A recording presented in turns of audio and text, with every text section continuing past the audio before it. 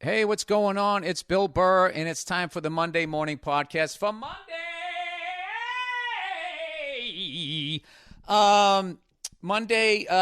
May 30th, 2022. Sorry, man. I just had a double espresso. That's my new shit, man. It's my new shit. It's fucking legal cocaine, dude. Leave it alone. I don't have a problem. Double shot of espresso on Memorial Day, everybody. Come on, sing it with me. Happy Memorial Day to you. Happy Memorial Day to you. 'Cause you didn't take the time to thank the troops. You just went to a barbecue and you ate a bunch of shit and you got some man tits. And you felt a tightness in your chest.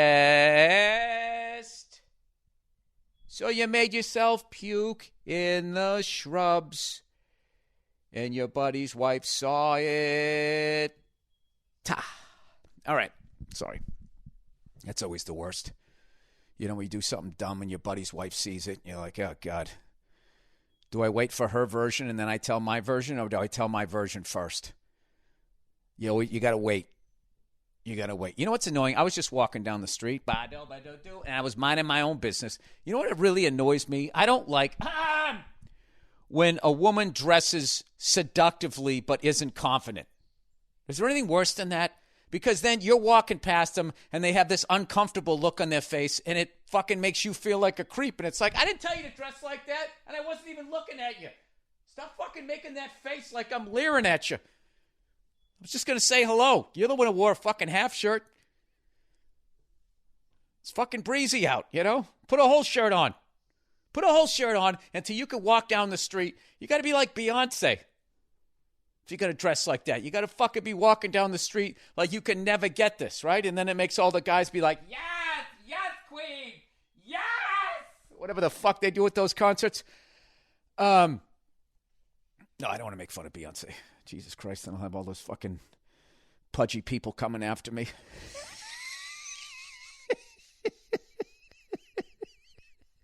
Sorry, it's the espresso, man. I like it. You know, I sit there. I feel like je suis Guillaume, je suis américain. Je voudrais un café avec du lait, pas du vin, s'il vous plaît. Go fuck yourself. I'm getting back into my French, man. I'm back up. I'm up to fucking number 27 on Pimsleur. You got to do Pimsleur. I'm not even getting paid to say this shit. You got to do Pimsleur. That's where it's at. I mean, part of this might be the coffee talking, but I'm a little fucking ramped up here. I'm not going to lie to you. You know what I'm psyched about? I'm off the road for 2 weeks, right? I'm off the road again. Chicka-boom, chicka-boom, boom, boom. Old bald Billy's off the road again. He can hang out with his 2 little friends. That's all I did this morning. So I just played with my kids. It's hilarious. Both of them hilarious. We were playing Chutes and Ladders, which I realized that's what I'm going to do now when I want to curse. I'll be like, Chutes and Ladders. That works, right? So you kind of feel like you're saying shit, but not really. And before all the Australians write in, I get it. Ladders and snakes is what you called it. And we said shoots. You know what I mean? And they're like, they think it's because we can't handle snakes or something like that. That's not the reason why. You guys called it snakes and ladders because you have all of those fucking ridiculously poisonous snakes out there. I mean, we got rattlesnakes here, but you never see them. You know? People in Australia go out to get their mail and they just never come back. They either get bit by a snake or some Joey comes over and fucking kicks the fucking memory out of their head. And then our koala bears, they're kind of cunty too. You know, they're like, koala bears, they're like Star Wars fans, like nerds, you know what I mean? Where they're just sort of fucking laid back and you think that they're nice because they're quiet. And then, you know, then you give them a hug and they pee on your leg. I don't know. I gotta work on that reference. Okay? I want to thank everybody that came out to Las Vegas. Viva Las Vegas! This weekend at the Cosmopolitan. I had such a great time there. I was working with Todd Rex and Mark Simmons. Mark went up the second night. You got to see that guy, man. Fucking hilarious. Todd Rex did 2 completely different sets. Was fucking hilarious. I love that guy, man. T-Rex. T-Rex is what he goes by. And just one of the silliest, funniest fucking dudes on stage and off to hang out with. We had a blast. And we were just doing... The thing about it is when I hang out with Todd, all we do is Archie Bunker. And, patty cake, Baker's man there. Just doing all this stupid shit that only makes sense to us. And it usually takes me like 3 days to shake it off. Like I came home, I see my wife. I'm like, oh, geez, Edith, you dingbat there. She's just like, you were hanging out with Todd this weekend, weren't you? I was like, yeah, I'm sorry. But I actually came home, and my daughter, was like, Daddy. And I started speaking French to her, and she was speaking it back to me. It's going to be sick because I'm going to learn it as she learns it. And then as we get older, we're going to get to talk shit about people that we're looking at in French. And it's going to be another thing, another daddy-daughter date. Let's go out in public and trash people, and they don't know what we're talking about. Another great reason to learn another language. It brings you closer to your kids, right? Anyway, so we were out in Vegas, and I do what I usually do. After the first night, the next morning I wake up and I go for a little stroll there. I went over to the MGM, which I hadn't been to in years, and I always loved that one. I'm a sucker for green car. I just love a fucking green car. That fucking British racing green. I just think it's beautiful. Kelly green, Fender guitar, that surfer green, all of that shit. I like it. So I was always drawn to going over there, and I went over to the sports book. My favorite thing in the fucking world to do. Have a little action on the game, and smoking a fucking little cigar there, watching some innings or some quarters, whatever the fuck it is. But they don't let you smoke over there, so I was a little disappointed with that. But whatever. We had a nice little walk. Came back. I did my show. Turned out there was a buddy of mine that was doing a show, bigger show than me the next day. He ended up staying on my floor right before I left, so I went down, hung out with him for a cup of coffee, which was great. It's a good time. But I don't like going out there without, my wife or whatever, sitting in a fucking room like Howard Hughes, watching your nails grow, Anyway, but where I was looking out my window, I could see the Tropicana. And way back in the day, that's the first place I ever headlined before I was ready. And I remember I headlined 2 nights, and I just wasn't getting them. I've told this story before, and I got bumped down. I got sent down back to AAA. They flipped the feature was really a headliner, and he was experienced, and they flipped, and it was very humbling, but they were both, the host and the guy were both cool about it or whatever, and I just was like, all right. I mean, I just remember the lady called me up, and she was just like, hey, Bill, it's so-and-so from the Tropicana. I'm like, hey, how you doing? She goes, good. How do you think the shows have been going? That's what I was just like, oh, no, here we go. Oh, Billy, backpedal. Anyway, but this isn't what I wanted to talk about. This isn't the biggest fucking news out there. The biggest news is your Boston Celtics, NBA action is fantastic, are going to the NBA Finals against the Golden State Warriors. And I have to tell you something. I tried to watch that Game 7. I cannot watch the fucking NBA. Like, I don't understand how sports fans watch the NBA and not realize that this shit it's just assisted. You're watching assisted reality. That's what it is. Like, the level of power that officials have, I just refuse to believe. I'm not saying that the game is fixed. I'm saying that it is controlled. Like, the level of control that the referee has. Here's the deal. All right? The first quarter belongs to the players. The second quarter, if need be, the officials insert themselves to make sure that it's only going to be a 5 to 7 point game by halftime. So if somebody comes out and they're fucking hot and they're up by 15, 17, 20 points, the NBA, they can't have that. The casual fan's going to turn the fucking channel. But fortunately, it's basketball. And the referee has the ability to take players out of the game by calling fouls on them or, just calling fouls on the whole team and getting them in the penalty, which puts the other team on the fucking line. I swear to God, how many fucking times can you NBA fans watch a team have a fucking 20-point lead and just watch it evaporate in the final fucking 6 minutes of a quarter and then cue the Stephen A. Smith guy at halftime to inject drama in this what should have been a dramaless game going like, I'll tell you right now, I am really concerned about the team that was up by 20 is now only up by 6. And you think you're watching a game. Then they come out third quarter. They let them play for a half a fucking quarter. And the fucking job of the referee is to make sure that it comes down to the final 2 fucking minutes. That's what it is. It's a business. It's a fucking business. And I really believe that, it's cast like a show.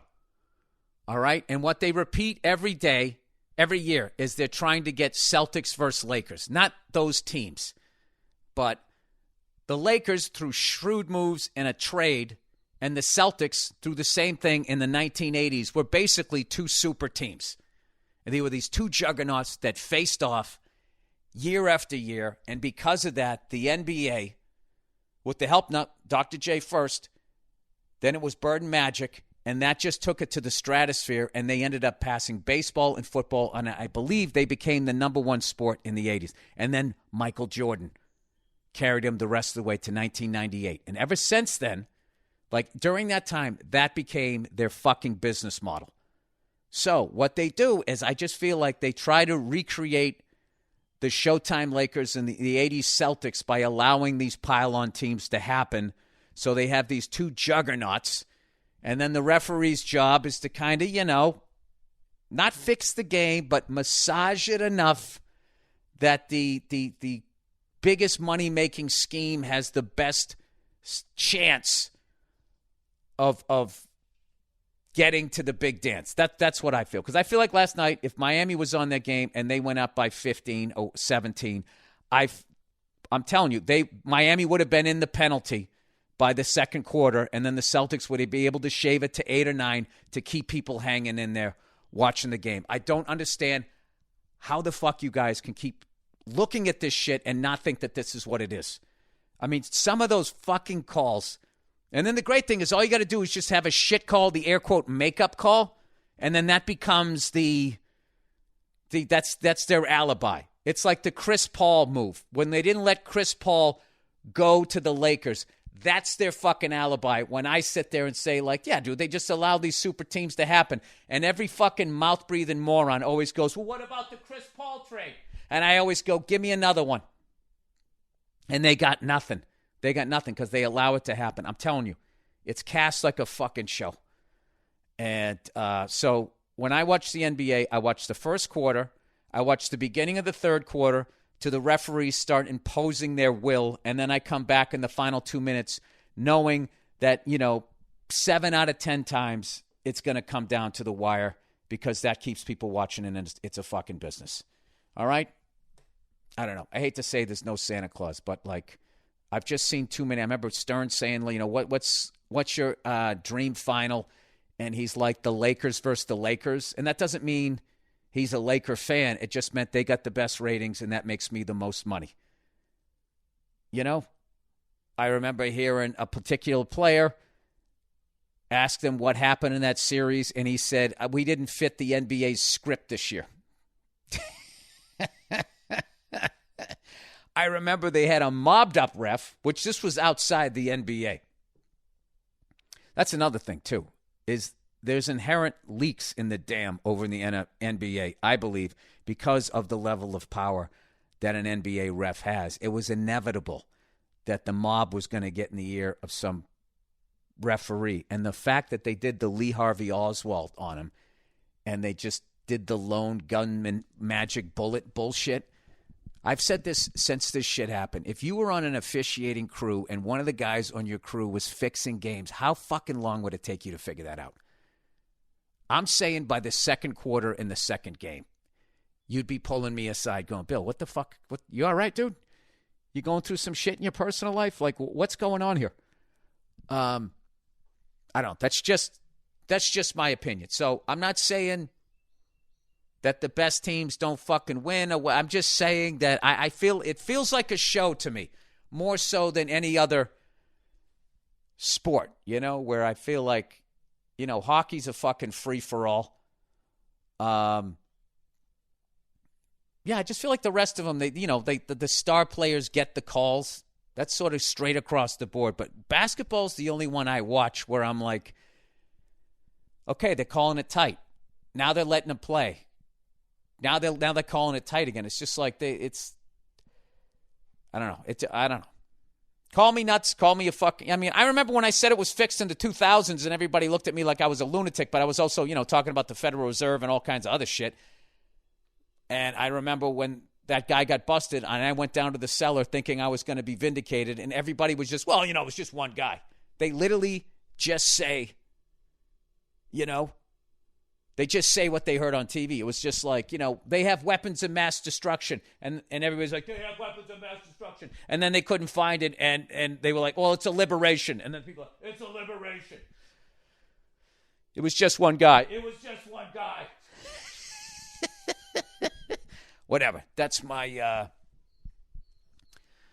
shit. Like, I was so upset watching that game yesterday. I was just like, I'm not fucking doing this again. And I literally walked out, and I went back in enough to see that time when that guy on the Heat took that off-balance shot, and after the ball was released, like, Jason Tatum touched the side of his hip the way you would high-five a baby. And the guy blew the whistle, and I think he blew the whistle because Tatum was near him, and the guy was all off balance, and he was like, that shit ain't going in. And then it fucking went in. He's, even better, and one. Let's make it closer. I think they have these little fucking wires on them, the referees. And the commissioner, when it's getting too fucking crazy, he zaps them, like how they train like a shelter dog, and then their fucking arm goes up. All right, I'm getting a little crazy. All right, I am getting a little crazy, but I really do believe that the NBA is massaged. I'm not saying it's fixed, but it's definitely there's the scenario that they're looking for. If it was fixed, though, if it really was fixed, I don't think the Spurs win all those championships because they weren't what the NBA would call an exciting team for the casual fan. I love the fucking Spurs. I love the disciplined team like that. I love the fucking, a guy turnaround jumper off the glass. I love that shit, right?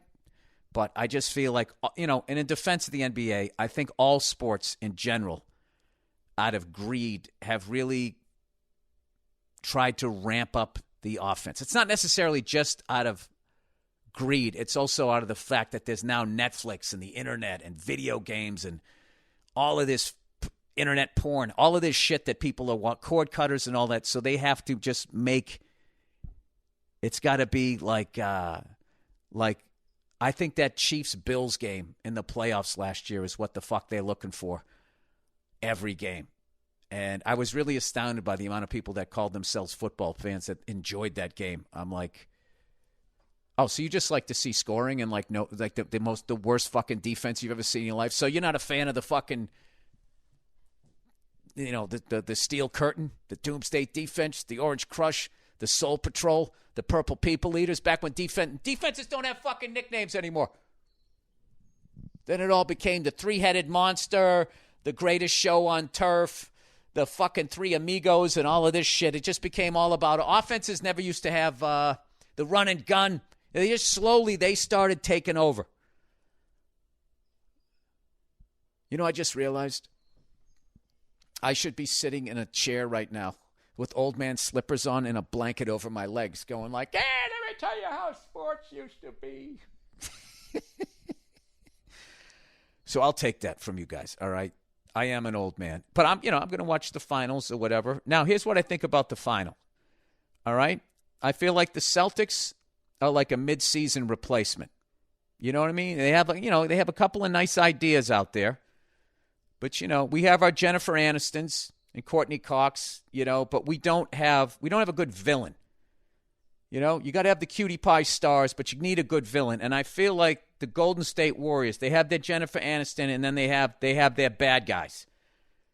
So I think that's why they've made it to syndication over the last 7 years. I think that's why the network of NBA keeps greenlighting them to go to the finals. Where I feel like the Celtics, they're like a draft away on the script before they feel like they can make some money off of these guys. I don't know. We shall see. Now, here's the deal. If they just let them play, and these fucking refs don't impose their will. That's another thing, too. Like, name a sport, any other sport, where the officiating crew literally dictates the tempo of the game. Speeding it up, slowing it down, and all of that shit. And look, I understand, like in hockey, they got to do something to, if it's getting too fucking violent, they have to do something. I get that. I'm not talking about that. I'm talking about, tension and release, pulling back on the fucking reins to make sure, All right, Bill, I think you've made your point. Okay, all right. Whatever. Blame it on the espresso. It's just how I feel. But here's a go. If the Celtics and the Warriors just play, I don't think that this is going to be. This is either going to be the Warriors are just going to destroy us, or the Celtics are going to win. And if the Celtics win, it's going 7. And I don't know enough about hoop, admittedly. I know enough to know that something's going on, but if we can D them up, I think it's going to take 7 games for us to beat them. But they've been there before a bunch of times, and I think they could easily just steamroll us. But I think if we just get a victory early, get a little confidence, and we drag them into the deep water, I don't think that they're built to go 7. And I can say this as a almost 54-year-old white guy who can barely hit a layup. That's my prediction. That's my tail of the tape. As a guy, I'll tell you, what's fucking underrated? Going for a stroll. Fuck this working out shit. Just taking a walk. Just being with yourself, talking to yourself, to people in your life. There's nothing better when you're having an argument with someone in your life that isn't there. I mean, you're going to win, right? Just walking down the street, and you get so into it, you don't notice people walking by and they're just staring at you. And you're over there whispering. And another thing, I'll tell you what the fuck else I'm sick of, okay? And you think I'm taking this shit? You got another fucking thing coming, okay? Because I don't know who the fuck you think I am, okay? Because I'm not the one. You try to fucking do the white guy head roll there because you watch reality TV. Anyway, can I read some advertising here for you? Thank you to all the troops out there, man. Doing whatever it is that they have you doing right now. I love talking to troops, man. They're fucking fun people. It's funny, like people who aren't troops, when they're on TV, the way they talk to them, it's the same way they talk about firemen, These heroes, they're out there, protecting your lives and all that. And then when I meet firemen, I'm just like, all right, tell the truth, dude. When you're not out there taking a cat out of a tree, you're smoking cigars and fucking hookers, right? Like, yeah. A lot of downtime, buddy. All right, it's Movement Watches, everyone. MVMT. Michael Victor, Michael Tango. In a tiny apartment in Southern California, 2 college dropouts teamed up to create a watch brand that broke all the rules. With fair prices, unexpected colors. What is that? And clean, original designs. You got to like clean and original designs. A clean design, you know what that means? That means clash. Not these big, stupid watches that people may. Look at me. I got nothing to say, so maybe I can distract you with my wrist. MVMT, pronounced movement, grew into one of the fastest-growing watch brands, shipping to over 160 countries across the globe. Now Movement has expanded into blue light glasses. Fuck, I have to get some of those. I always forget. I need somebody else to fucking come on and advertise about how to help your memory. And then I take that shit, and then I'll remember to get these blue light glasses.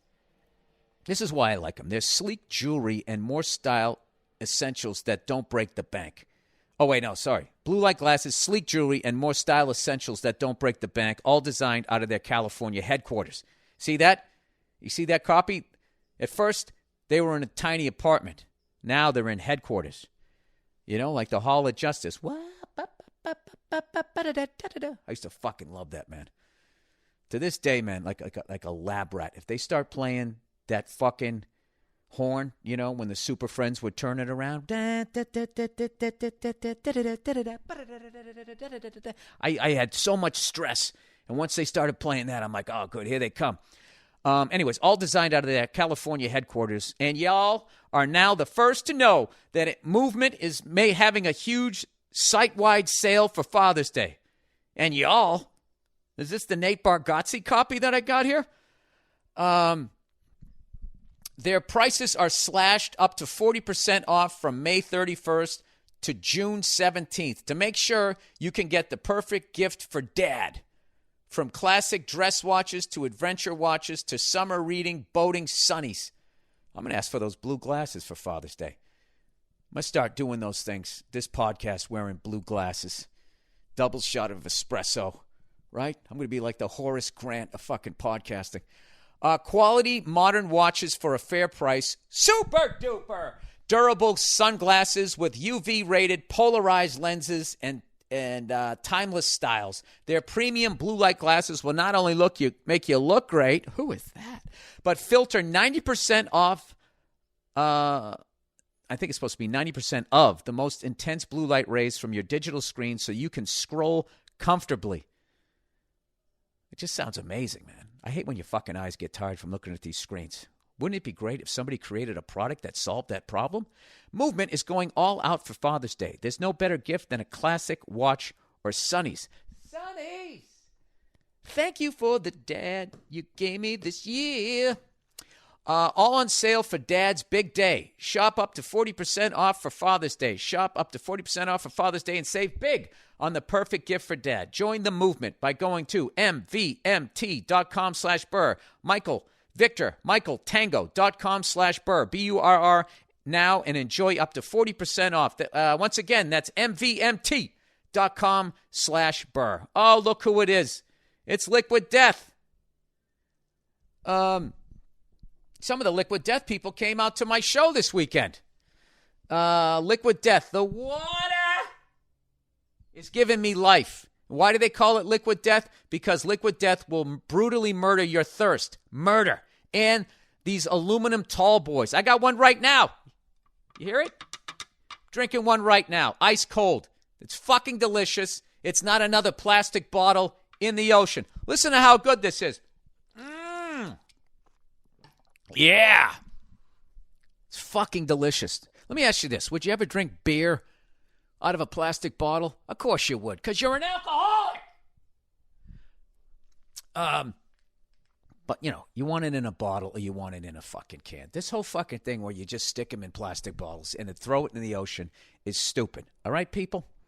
Wouldn't it be great if somebody put it in a can? Not only does it taste better, but it won't fucking be floating in the ocean for 800 to 1,000 years after you're dead? Well, welcome to Liquid Death. These aluminum tall boys are infinitely recyclable, so they're bringing death to plastic bottles. Death to plastic, people. Think about your kids, man. Try to think of something more hardcore than that. Spoiler, you can't.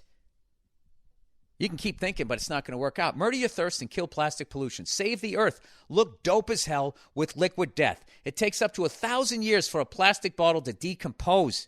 Your plastic will outlive you. Okay? I don't give a shit how many Dick Cheney heart fucking replacements you get. Aluminum is infinitely recyclable and actually profitable for recycling facilities. Dude, what if modern medicine got so great that they could fucking rebuild your insides like Aaron Kaufman can, right?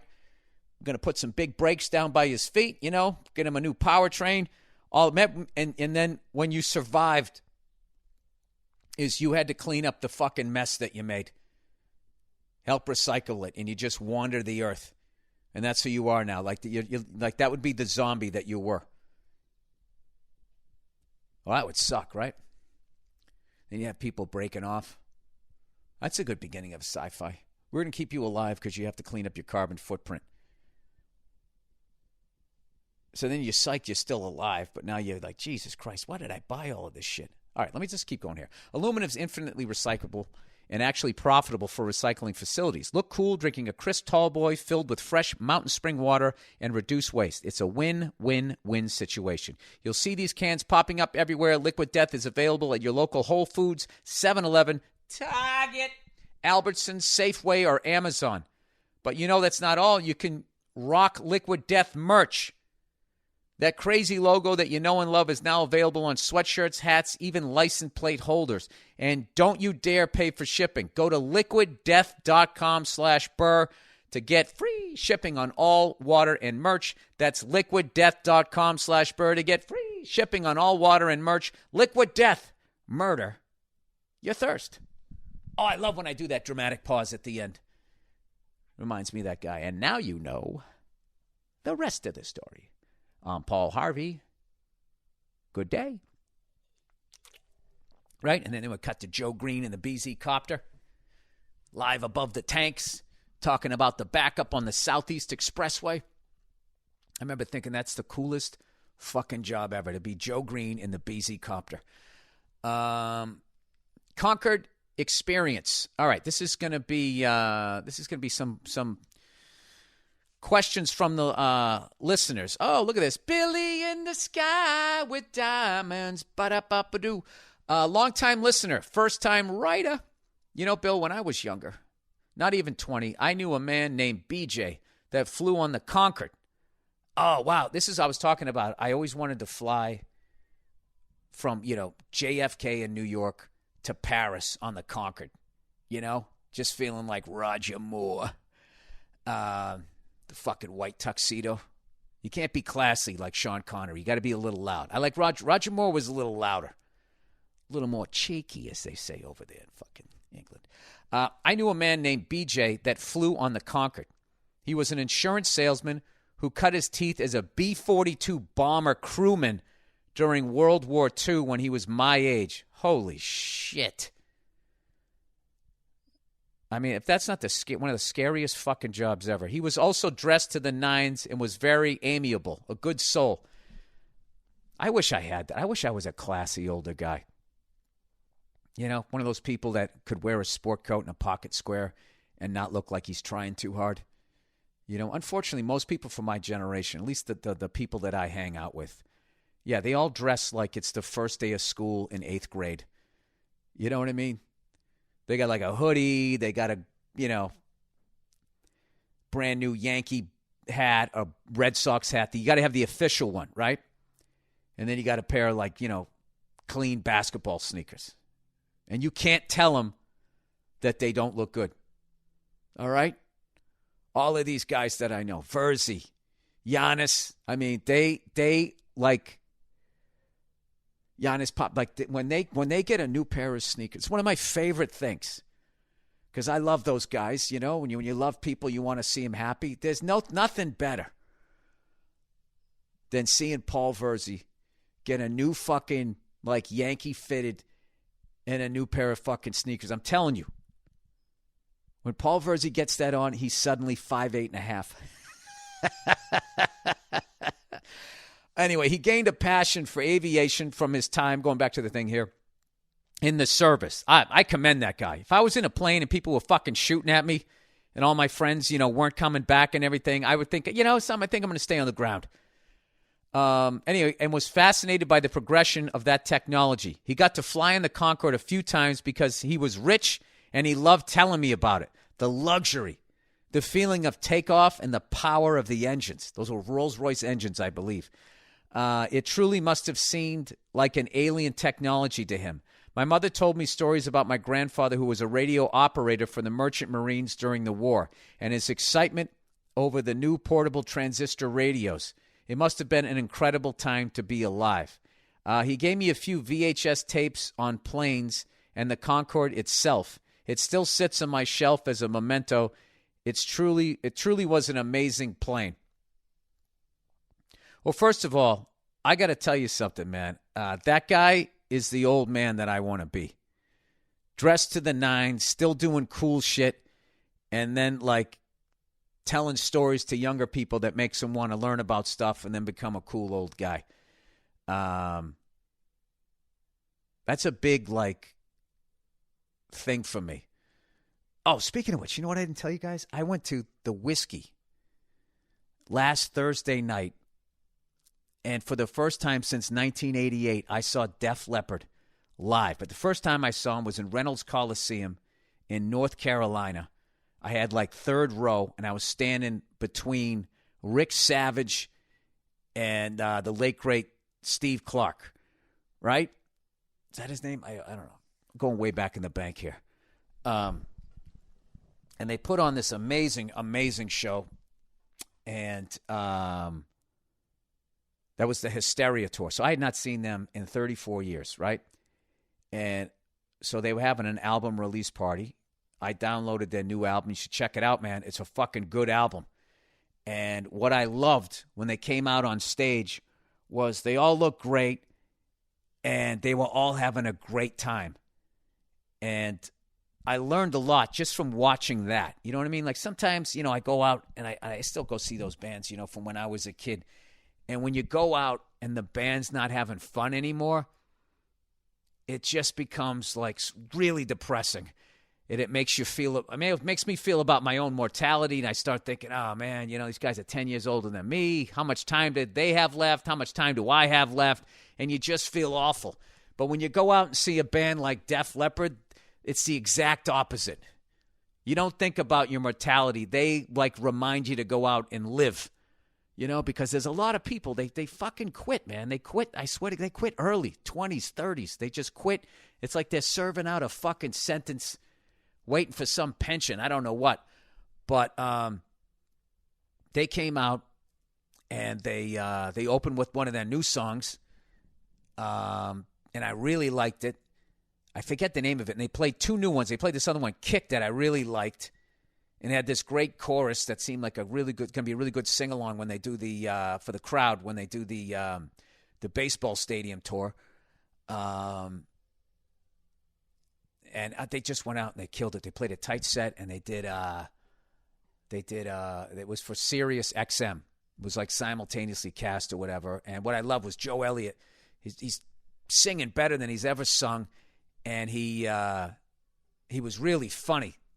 So in between songs, I remember when they played like the last song, and he was just, I can't do the English accent, so forgive me. He was just like, right, this is the part where we usually walk off stage, and hopefully you'd keep clapping so we come back for the encore, but, it's tiny little space here, so why don't you just act like we fucked off, and now we're back, and just clap for us, and we'll play. And everybody's like, he was just really cool. He had that older Englishman, like, funny gentleman vibe, man. He just really cool dude. And it was also great, just watching Phil Collin and Vivian Campbell shredding on guitar. And I remember watching, I was just like, I fucking miss this. I remember that, going to concerts and just watching those guys going up and down the neck like fucking wizards. And I was also watching their drummer, obviously, and his left leg the whole time was like dancing around back there. And I always knew, like, when he first came back after his injury, that one of those, that he was playing the snare now rather than with his left arm, he was playing it with his left foot. But he had a bunch of pedals back there, and he was playing the fills perfectly that he played when he had two arms. So I was like, how's he doing that? Because especially one of the fills was like a flam with a kick, like blacka, blacka, da, da, da, da, whatever, going down the kit. And he played the flam perfectly. So I'm like, because he also had a snare traditionally between his legs. And I'm like, is he playing a flam between his right hand and his left leg? That's incredible. And I actually looked at his setup online. His drum tech put it up. And I think he has Like right in the middle is his snare drum. If he moves his foot to the left, I think that's a bass drum. So it's like bass drum, snare drum, and then the other pedal is a floor tom. And then on his bass drum foot, he has the bass drum, and then to the right, he has another floor tom. And I think he plays like doubles with his right hand, doubles with his kicks when he's doing like, with his kick foot when he's doing like 16th notes down the tom. It's fascinating. And the sound sources change. So he's kind of like a guitar player where he has to like, the drums, it's easy, like snare drum, kick. It's always there. With guitar players, it's like, all right, this is a G, but where on the neck am I playing the G? It's almost like that. But I got to say, for all the troops out there, you're coming back, if you have injuries and that type of stuff, I really suggest checking out his setup and hearing how amazing that he plays with 3 limbs and all of that, or anybody who's sustained an injury. That's what my first thought was, like, man, this guy should go to Walter Reed and inspire people, speaking of Memorial Day, on that, it's not over. Like, there's still all this fun that you can have. And it's really like, it kind of reminded me of like, self-taught guitar players out there that play like they're left-handed and they just picked up a right-handed guitar strung right-handed and they just made it work, and they come up with their own shapes to make the chords and stuff like that. It's sort of like he reinvented the drum kit, but he's been playing like that for like, 35 years or so. So he's a master at it, and he fucking rips. What I'm saying is when Motley Crue, Def Leppard, Poison, and Joan Jett all go out this summer, you should definitely check out that tour. Because, these guys have, like, I don't know how many decades of musicianship under their belt, and they're going to fucking kill it. So, sorry, that was a big sidetrack there, but I had to bring it up. Here we go. Leave animals the fuck alone. Dear Billy the Wise, in response to your statement, leave animals the fuck alone, I would like to share this article with you. Please focus your anger towards these nerds who keep fucking with the planet the next time there is a pandemic from all their work in their pussy-ass lab. P.S. I love science, but come on. Gene editing turns fluffy hamsters into aggressive rage monsters. Okay, I'm in. This is like one of those creature double features. This sounds like one of the movies. Gene editing experimenting turns fluffy hamsters into aggressive mutant rage monsters.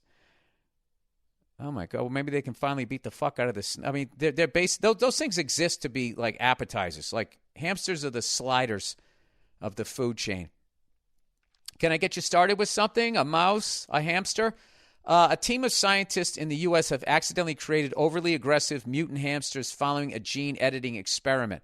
And they should destroy all of them, but they won't.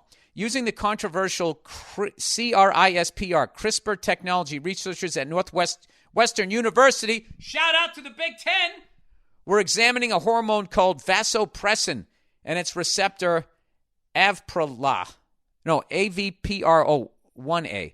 They opted to try and remove the latter from a group of Syrian hamsters. Syrian hamsters, oh jeez. It always goes back to the Middle East, doesn't it? With the expectation it would increase bonding and cooperation between the lovable little critters. Why don't you leave them the fuck alone? That's because AVPR1A is understood to regulate things like teamwork and friendship, as well as dominance and bonding. This is what they're trying to do. They're trying to make us a bunch of fucking lackeys. Their expectation proved to be wrong, very wrong. We were all really surprised at the results. We were anticipated that if we illuminated vasopressin activity, we would reduce both aggression and social communication. But the opposite happened. The academics found the adorable bundles of fluff turned into mutant rage monsters. All they have is videos. Dude, this looks like a UFC fight. You know, they're already taking it to the fucking ground. If you want to read this, it's on metro.co.uk. Of course it's over in the UK, and they're not going to fucking tell us what we're doing over here, right? Gene editing turns fluffy hamsters into aggressive rage monsters. Check that out. Insane. Anyway, something badass I own that I am unworthy of. Dear Billy, uterine lining.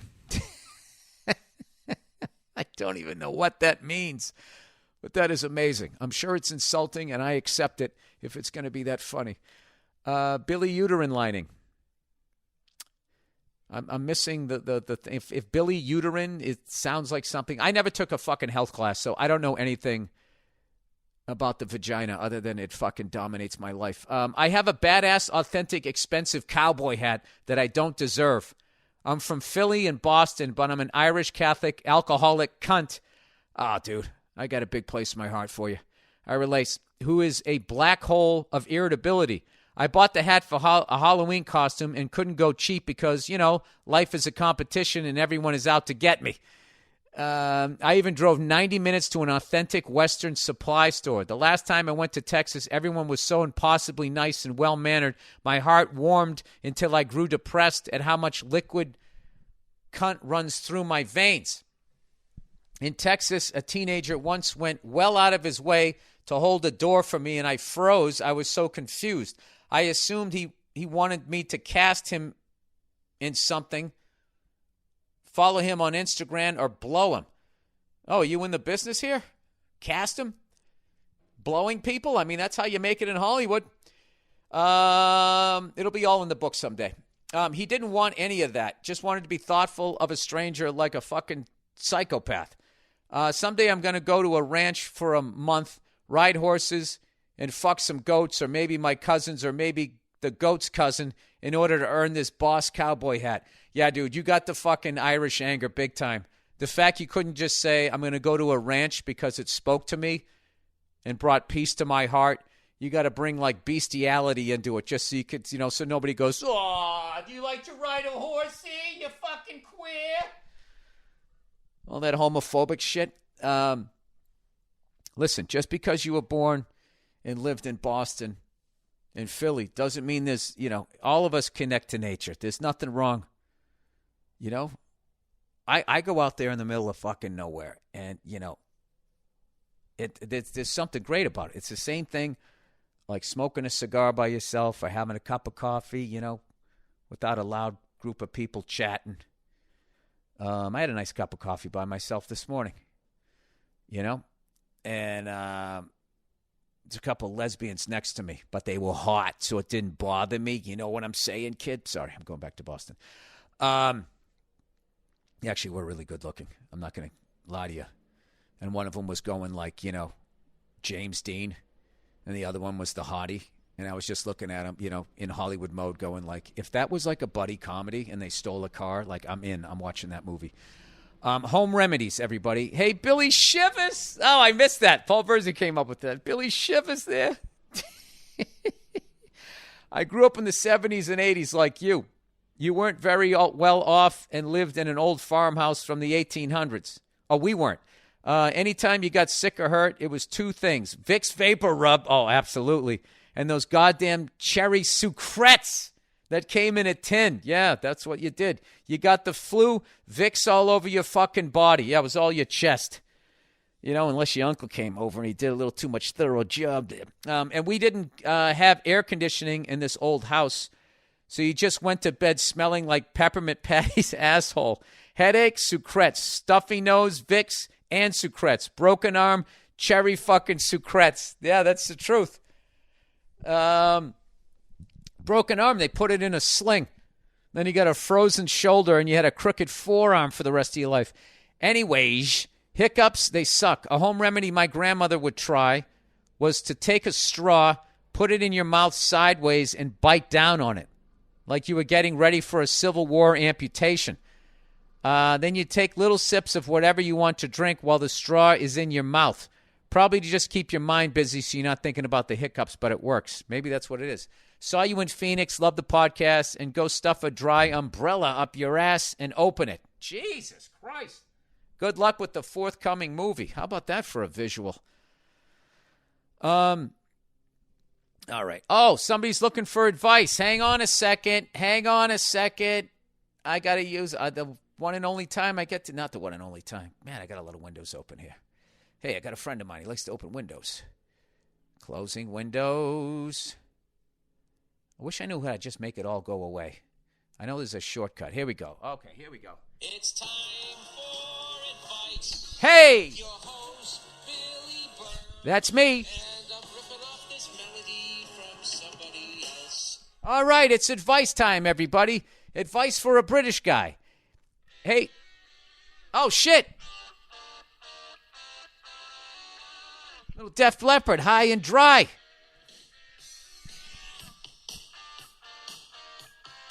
Come on. You going to tell me you like a DJ better than that? I'm sure you do. I don't. Hey, Billy Backblast. I'm a 22-year-old guy living in the UK. I've never been to the States, and I've always wanted to move there. Well, why don't you just visit first and see if you like it? He goes, I met a 26-year-old lady on Xbox. I know, Xbox. Hear me out. So I randomly joined a group of Americans playing Red Dead Redemption Part 2. Duzium. And she joined just after. We clicked pretty much instantly. We can laugh about pretty much anything, and we have tons in common. We both love working out, the same TV shows and movies, etc. From the first day, we started messaging each other through Xbox a lot. We messaged on there every day for a month and then started talking on Facebook. We've grown really close, and there's definitely interest from both sides. We talk every day, messages and phone calls. Oh, you're on the phone calls. I'm head over heels for this chick, and the distance is obviously an issue. I want to tell her exactly how I feel, but I'm worried because it's going to take at least a year or maybe two to be in a position to move. I know it's dumb, Bill, but help a British brother out. A British cunt. She's one of a kind, and no one I've ever met is even half the person she is. Well, why are you telling me this? You should tell it to her. I'm visiting her home state in November. There you go. And she's made comments about how I should come and walk her dog while she works and help around the apartment. How do I approach the situations? I'll tell you how you do it. You keep being cool. You keep talking to her. Don't fucking spill your guts about being in love with her or whatever you think it is until you meet her and you really see that this is true. Who knows? She might have a goofy walk and it might fuck with your emotions. And then all of a sudden you said you loved her, then you got to fucking break up with her. You know? Take a long flight home. I would play, whatever you're doing, I would keep doing. He said, how do I approach this situation? I've already been holding it back for months and life is short. What the fuck do I do? P.S. I love F is for Family and all your shows. I hope to come to one of your shows sometime. Thanks and go fuck yourself. I don't know. Usually I'm one to just tell her what you're thinking, but, there's a little bit of distance here.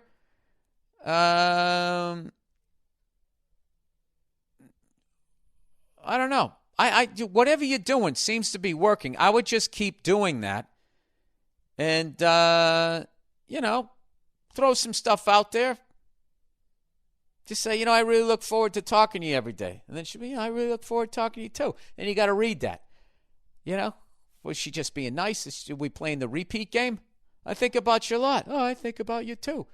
It's like, okay, can you come up with some original nice shit to say to me instead of are you just like being pleasant? I don't know. You got to be honest with you, man. I've been out of the game a long time. All right? I got ice on both knees here. You're talking to a really old guy here. So I would just say keep doing what you're doing. And I wouldn't, because there's distance there. It could get a little weird if you push it too hard. It seems like she wants to get to know you better. With, walking the dog and you're coming to see her. She obviously likes you. If she just liked you, she doesn't want you to go walk her dog. You know what I mean? So I think the signals are there. But because of the distance, I don't know. I think you just keep just be fucking cool. Make her laugh. Keep staying in touch. Tell her that you're excited to see her. I would let the big emotions happen face to face. You know what I mean? And, if you end up kissing her or whatever, then I think that's a time to go a little bigger and tell her what you're telling me. I think it's a little weird via text or via headset while playing Red Dead Redemption 2 going, I think I might be falling in love with you. Oh, watch out for that cunt behind the door! I wouldn't be doing it while you're playing a video game. Other than that, I don't know how love works in 2022. All right? But I'm rooting for you. Okay? Both in the video game and in life. All right, that's it, everybody. Thanks for listening. Go fuck yourselves. Enjoy your Memorial Day, which it's already half over or 3/4 over. And don't get any arguments today. All right, have some burgers, have some hot dogs. Say a prayer for the troops, all the troops around the world. Anybody who has to fight in a fucking war, you know what I mean? You got to do that, because at the end of the day, if you're just like me and you just play drums and you get excited about a double shot of espresso, you're not a hero. I don't care what they call you. You're not, all right? So tip your cap to the people that deserve it, all right? Chew your fucking food, because